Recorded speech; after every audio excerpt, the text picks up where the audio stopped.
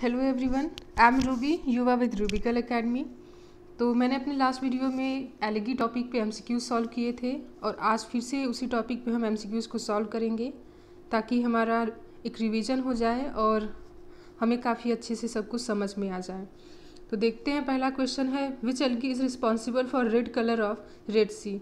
तो हम देखते हैं कि कई बार जो सी है हमें ग्रीन कलर की, रेड कलर की और ब्लू कलर की दिखाई देती है। तो उसके पीछे एलगी है, एलगी की वजह से हमें रेड, ब्लू, ग्रीन ये सब कलर के सी दिखाई देते हैं। तो रेड कलर के लिए कौन सी एलगी होती है हम देखेंगे आज कि रेड कलर के लिए आपका ट्राइकोडेस्मियम होता है, ट्राइकोडेस्मियम एलगी, जिसकी वजह से हमें सी जो है वो रेड कलर का दिखाई देता है।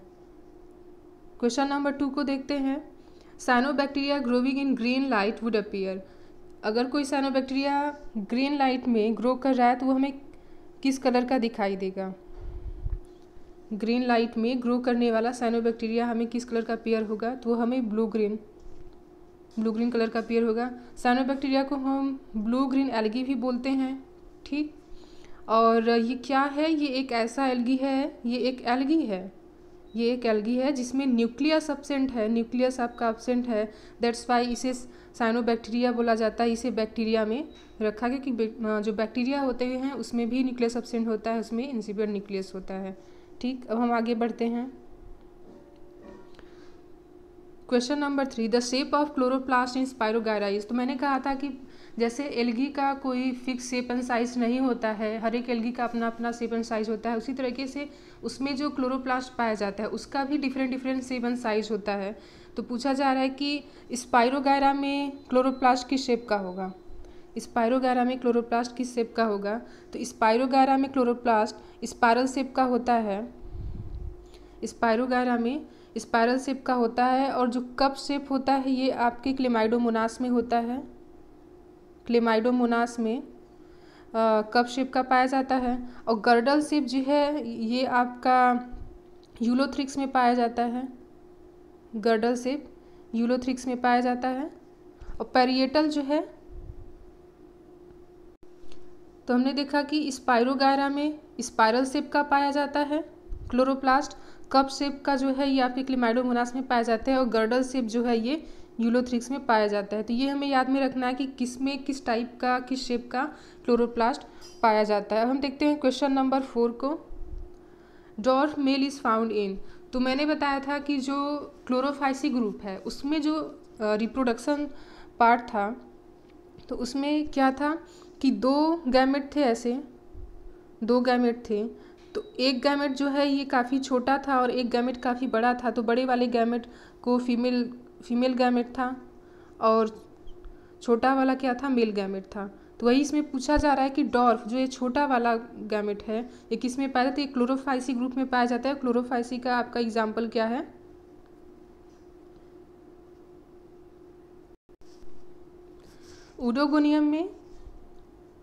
उडोगोनियम में जो मेल होता है वो डॉर्फ होता है, ठीक। तो ये क्या है? आपका क्लोरोफाइसी ग्रुप का एक एल्गी है, ठीक। और इसमें जो मेल है वो काफ़ी छोटा होता है फीमेल रिप्रोडक्टिव पार्ट से, ये हमने थ्योरी पार्ट में देखा था। अब हम चलते हैं क्वेश्चन नंबर 4 पे। Question number 4, nostoc is a type of. तो नॉस्टॉक क्या है? तो मैंने कहा, हम लोग जानते हैं कि जो नाइट्रोजन फिक्सेशन होता है तो उसमें नॉस्टॉक, एनाबिना, ये सब बैक्टीरिया पाए जाते हैं। तो ये आपके ब्लू ग्रीन एल्गी टाइप के बैक्टीरिया होते हैं, क्योंकि ब्लू ग्रीन एल्गी क्या है? एक बैक्टीरिया है और इसे ब्लू ग्रीन एल्गी बोला जाता है बस। तो नॉस्टॉक क्या है? एक ब्लू ग्रीन एल्गी है। नॉस्टॉक, एनाबिना ये आपके नाइट्रोजन फिक्सेशन में हेल्प करते हैं। अब हम देखते हैं क्वेश्चन नंबर 4 को। Which of the following type is found deep in the sea water. तो हमें ये वर्ड ध्यान देना चाहिए यहाँ पे जो लिखा गया है deep in the sea water, क्योंकि हमने देखा था कि जो रोडोफाइसी होते हैं, रेड एल्गी, रोडोफाइसी जो ग्रुप हमने देखा था रेड एल्गी का, तो इसमें हमने सबसे खासियत देखा था या तो एक तो ये वाटर के सरफेस पे पाए जाते हैं, ठीक। और एक आपके काफ़ी बॉटम लेवल पर भी पाए जाते हैं, काफ़ी बॉटम लेवल पर भी पाए जा रहे थे। तो इनमें जो मेन डिफरेंस है वो क्या था कि जो वाटर सरफेस पे पाए जा रहे थे उनका कलर काफ़ी ज़्यादा डिफरेंट था बॉटम सरफेस वाले से, क्योंकि उनको ज़्यादा फोटोसिंथेटिक प्रोसेस करने को मिल रहा था, उन्हें सन रेज जो है वो काफ़ी ज़्यादा अमाउंट में मिल रही थी। और जब हम वाटर के नीचे जाते हैं तो काफ़ी ज़्यादा नीचे जाने पर जो सन रेज हैं, सूर्य की किरणें हैं, वो वहाँ तक नहीं पहुँच पाती हैं। तो जो बॉटम लेवल पे रहने वाले एल्गी होते हैं वो उतना ज़्यादा फोटोसिंथेटिक प्रोसेस नहीं कर पाते हैं। तो यहाँ पे कलर का भी चेंजेस हम लोगों ने देखा था। तो यहाँ पे बोला जा रहा है कि डीप सी में कौन से पाए जाते हैं, डीप सी में आपके रेड एल्गी पाए जाते हैं। यही हमें ध्यान से देखना था कि डीप सी की बात की जाए तो आपके रेड एल्गी होते हैं। Question number 6, syngamy in algae is. तो सिंगैमी क्या है, सिंगैमी इन एल्गी इन। तो सिंगैमी पहले हम देखेंगे कि क्या होता है, कि जब मेल और फीमेल रिप्रोडक्टिव जो गैमेट हैं ये कांटेक्ट में आके उनका जब फ्यूजन होता है तो उसे सिंगैमी बोला जाता है। सिंगैमी क्या है, fusion of male and female reproductive gamete. तो ये सिंगैमी प्रोसेस है। तो सिंगैमी एल्गी में कहाँ पे होता है? एल्गी जो है हम जानते हैं कि एक्वेटिक होते हैं, वाटर में पाए जाते हैं और डैम्प एरियाज में पाए जाते हैं। तो ये आपका वाटर में होगा। जब एल्गी वाटर में है तो सिंगैमी प्रोसेस भी वाटर में ही होगा। अब बढ़ते हैं आगे हम क्वेश्चन नंबर 7 पे। Chloroplast of Ulothrix is. Ulothrix का क्लोरोप्लास्ट कैसा होता है? तो हमने अभी देखा था कि स्पाइरल शेप का जो क्लोरोप्लास्ट है ये आपका स्पाइरोगायरा में है, गर्डल शेप का यूलोथ्रिक्स में है। तो यहाँ पर यूलोथ्रिक्स का पूछा जा रहा है, यूलोथ्रिक्स का गर्डल शेप का होता है, ठीक। और कब से पूछा जाए तो वो आपका क्लेमाइडोमोनास में होता है, कब से क्लेमाइडोमोनास में पाया जाता है। आगे बढ़ते हैं क्वेश्चन नंबर 8 पे। विच of the following algae is being used in space research. तो हमने देखा था कि एक एल्गी ऐसा है जिसे स्पेस फूड भी बोला जाता है, जो स्पेस ट्रैवलर्स होते हैं उसे ही इस एल्गी को यूज करते हैं। तो आपका क्लोरेला है। क्यों? क्योंकि इसमें काफ़ी हाई अमाउंट में प्रोटीन पाया जाता है, प्रोटीन काफ़ी ज़्यादा पाया जाता है, इसलिए इसे स्पेस ट्रैवलर्स यूज़ करते हैं। तो आपका क्लोरेला है और इसे स्पेस फूड भी बोला जाता है, इसे स्पेस फूड भी बोला जाता है। आगे बढ़ते हैं क्वेश्चन नंबर 9 पे। The organ by which ulothrix is attach to its substratum is called. तो हमने देखा था, मैं आपको डायग्राम बना के दिखाती हूँ तो आपको पूरा अच्छे से याद आ जाएगा, ठीक। ऐसा एक स्ट्रक्चर हमने देखा था बुक में। तो जो ये वाला पार्ट था इसे हम लोग बोलते थे होल्ड फास्ट, होल्ड फास्ट बोलते थे, ठीक। इसे हम बोलते थे स्टाइप, इसे स्टाइप बोला जाता था। और इसे फ्रॉन्ड बोला जाता था, इसे फ्रॉन्ड बोला जाता था, ठीक। ऐसा स्ट्रक्चर था। तो यही पूछा जा रहा है कि ये आपका यूलोथ्रिक्स का स्ट्रक्चर है। तो पूछा जा रहा है कि जो ये लोअर वाला पार्ट जो कि इसे सबस्ट्रेटम से जुड़े रहने में, अटैच रहने में हेल्प करता है, उसे क्या बोला जाता है? उसे होल्ड फास्ट बोला जाता है। ये हमें ध्यान में देना है। स्टेम लाइक जो स्ट्रक्चर होगा वो स्टाइप होगा और लीफ लाइक जो स्ट्रक्चर है इसे फ्रॉन्ड बोला जाता है, ठीक। आगे बढ़ते हैं हम क्वेश्चन नंबर 9 पे। Pyrenoid is found in which one of the following part of spirogyra.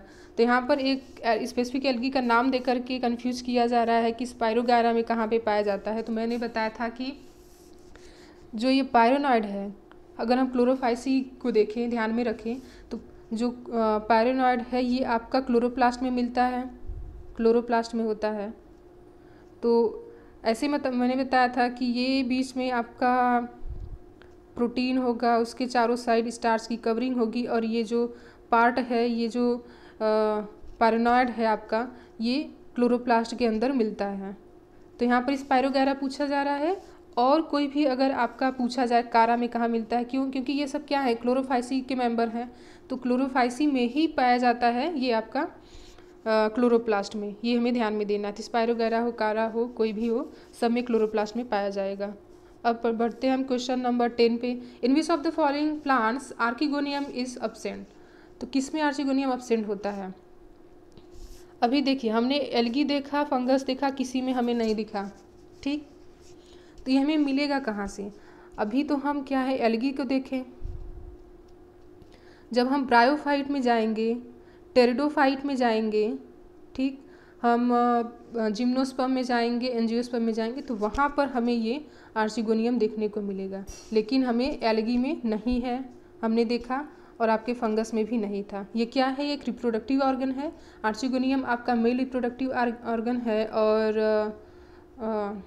Antheridium ये फीमेल है और एंथ्रीडियम जो होता है ये आपका मेल रिप्रोडक्टिव पार्ट होता है। ठीक, यहाँ पर पूछा जा रहा है कि इसमें नहीं पाया जाता है, तो आपका स्पाइरोगैरा जो कि ये एक एल्गी है उसमें नहीं पाया जाता है। ये फ्यूनरल, साइकस, टेरिस ये सब आपके टेरिडोफाइट और जिम्नोस्पर्म्स है, इन सब में पाया जाता है। लेकिन स्पाइरोगैरा एल्गी है, एल्गी में नहीं पाया जाता है, एल्गी में गैमेट्स पाए जाते हैं। अब हम आगे बढ़ते हैं क्वेश्चन नंबर 11 पे। During rain the ground become slippery due to the mucilage secreted. ठीक, तो बारिश के बाद जो ग्राउंड है काफ़ी ज़्यादा स्लिपरी हो जाता है, किसकी वजह से हो जाता है?